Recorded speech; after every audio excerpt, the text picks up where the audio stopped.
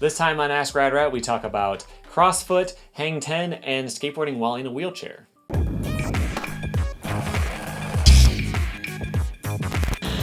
Welcome back to Rad Rat Video Channel, where you can learn new things about skateboarding. I have a lot of different series on different sorts of topics in the skateboarding world. You can learn tricks, you can learn trick histories, you can learn about biographies of your favorite pros, and all kinds of other things in the skateboarding world. This series is called Ask Rad Rat, where I answer questions submitted by you guys from my website, radratvideo.com. Let's get into the first question. First one is from Jared Heon, who says, "Will you please wear that zebra hat in the next video?" He's referring to this hat right over here. Don't know if it's on camera because my screen crops things a lot.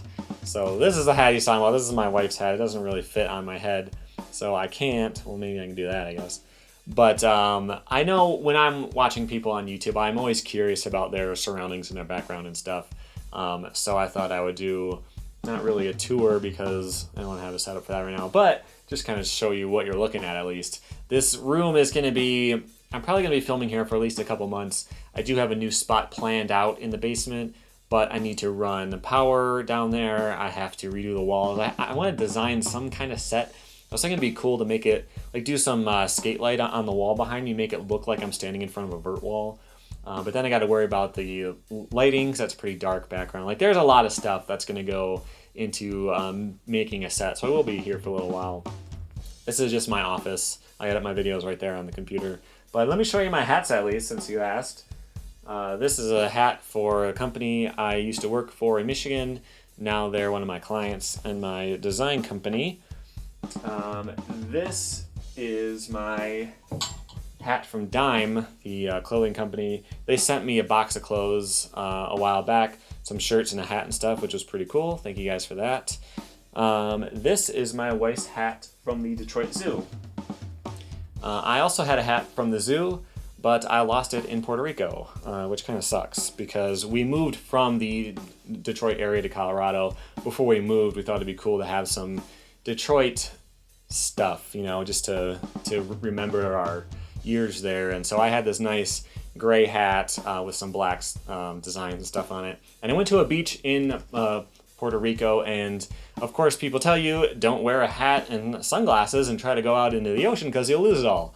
But the problem is for me, I can only see about this far without my glasses, and in the sun I can't see at all because my eyes are so sensitive to light. I have to, like, I'll be blinded like this even with my glasses on. So I wore both, and I lost both like immediately in the ocean, which really sucked. I kind of deserved it, but I didn't have much of a choice. So we went back to the beach at night, like around sunset, and walked the entire length of the beach, hoping to find either my glasses or my hat. And we did not find either, but my father-in-law found this hat, which you've probably seen me wearing a lot in my trick tip videos and stuff. I don't know what it's from. Looks like Playero. That's a little Puerto Rico icon, little map on it. Or is it Plagero? I don't know. I have no idea what this is from. But we found it on the beach, and there was no one else there, so no one was looking for it. I gave a hat to the ocean, and I received one in return. So that's my hat collection.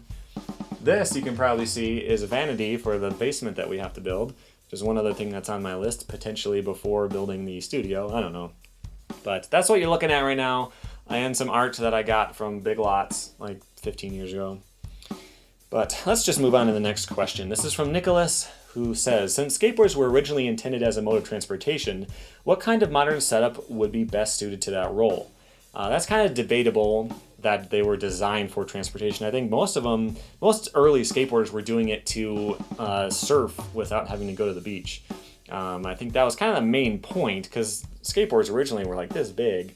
You'd have your feet hanging off both sides, just trying to carve. I don't think you're really traveling too much with them. But to answer your actual question, the main sorts of boards you would use for traveling are either longboards or cruisers.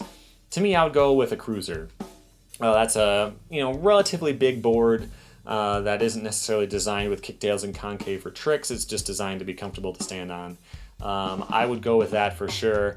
There's nothing wrong with a longboard, but for me, one of the things is, if you ever watch someone just trying to longboard down the sidewalk, when you get to a road and you got to go from the sidewalk turn over to where the crosswalk is, you can't really kick turn on a longboard. You can, but it's really, really awkward.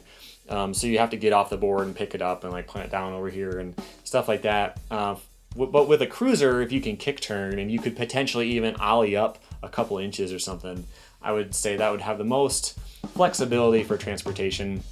The biggest thing you really want to worry about though is your wheels. You want big, soft wheels. That's definitely what you need. The bigger the better, because you can get over bigger cracks and rocks and stuff. Softer is going to absorb some of the shake for when you're riding down rougher asphalt or anything like that. So big wheels, wide boards that can fit bigger trucks that'll have a smoother turning. That's definitely the way you want to go. You can also go with a board like an electric motorized longboard. Those are fine, but for me at that point, I would just ride a bike. I would use a skateboard for travel a little bit, but if it went a little bit farther, a bike, a little bit farther than that, a car. So hope that helps. You probably have figured something else out by now. All right, let's get into the next question. This from Cinnamol. Why almost nobody does crossfooted or hang 10? I can get it that hang 10, it's very hard because of balance, but crossfoot? For me, crossfoot is just switch, but more harder. So what he's talking about is doing tricks out of crossfoot. So your feet are like this. You see, I see a lot of people because of the people I follow, but I see a lot of people do crossfooted heel flips. So you start like this, pop the tail, then you flick, and then you come around and you can land it. There's a lot of stuff like that has really awkward and weird foot positions and stuff. And the reason why I don't think we see any of it is because of gaps. Even if you're not skating a gap, every trick you do has to be possible on a gap, or else people won't think it's a legitimate thing, right? So if you, like in theory, you could do any of that kind of stuff. You could do a old school kickflip where you're riding forward with both feet, on the width of the board, and you hook your foot over and throw it. You could do that in a line. You could grind like a 15 stair rail, do a weird flat ground trick, and then do a big gap or something. It would be totally legit. There'd be nothing to complain about, but you just don't see it because it's almost like there's no point working on that trick because you can't take it to anything.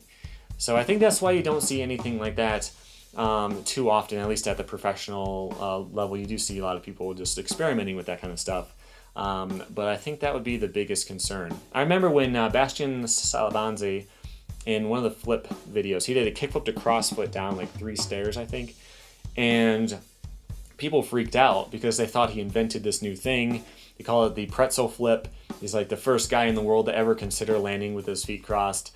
But people were doing that in probably the 60s because it was all about riding in weird ways, like hang 10 and like carving around or like walking on the board back and forth. Lots of stuff like that goes back a million years. So he definitely didn't invent anything, but people don't even think about it because they've never seen it before. So I don't know. It's just, it's not popular because you can't take it to anything, I don't think. But to me, I don't think that's really a problem. So do them if you want to. Okay, last question is from Josh. He says, I'm in a wheelchair and have been a fan of skateboarding ever since the very first Tony Hawk game. What is the best way I could get involved in the local skating scene? I've considered getting into filming because I'm already into photography, but the nature of my disability makes me very prone to injury, and a random flying skateboard could cause quite a bit of damage. Any thoughts? So I'm sure you've seen the guys who go to skate parks in their wheelchairs and they're doing backflips and stuff. I'm assuming that's not an option for you because you said you could, you're very prone to injury. So we'll put that aside.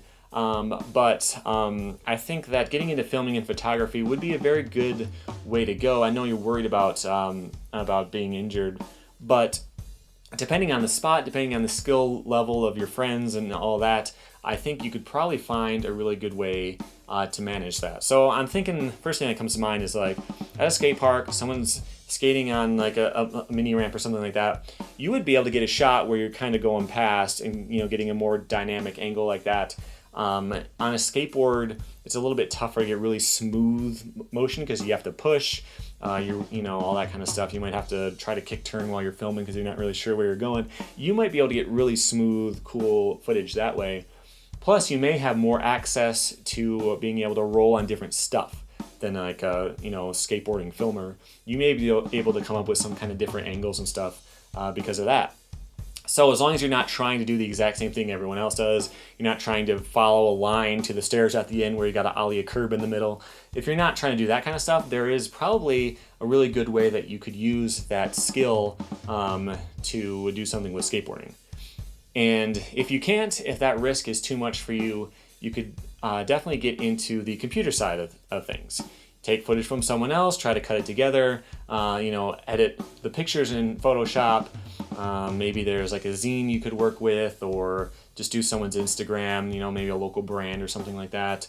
Cutting together footage or that type of stuff is another option. And if you do have design skills in some way, working with brands that are local to your area, or local events or contests or shops or teams or anything, and making stickers, making graphics and all that type of stuff should be definitely possible. I don't know your skill level and that kind of stuff, but you could definitely get working with that a little bit. If that's not your thing, another way that you could help is with ramps. Either designing ramps from like a blueprint level, or actually going out and making them could be an option for you. Making boxes, quarter pipes, that type of stuff. Maybe there's like a DIY spot in your area, I don't know. Working with that kind of stuff might be possible. The only other thing I could think of is if you really love skateboarding. You haven't mentioned that your friends do skate yet. I'm not sure if that's your situation or not, but you could always get into fingerboarding instead. A lot of skateboarders look down on it, but if you can't go out and skate, you could get into that and building obstacles for it and filming and doing all that kind of stuff. There's nothing wrong with doing that either. So those are the options I came up with. Anyone else that has ideas, please post them below and maybe help our friend here get into skateboarding. So that's what I came up with for that. If you have any more questions for next time, go to radratvideo.com and submit a question right there on the homepage. Until next time, make sure you subscribe and watch these videos in the meantime, and I'll see you next time.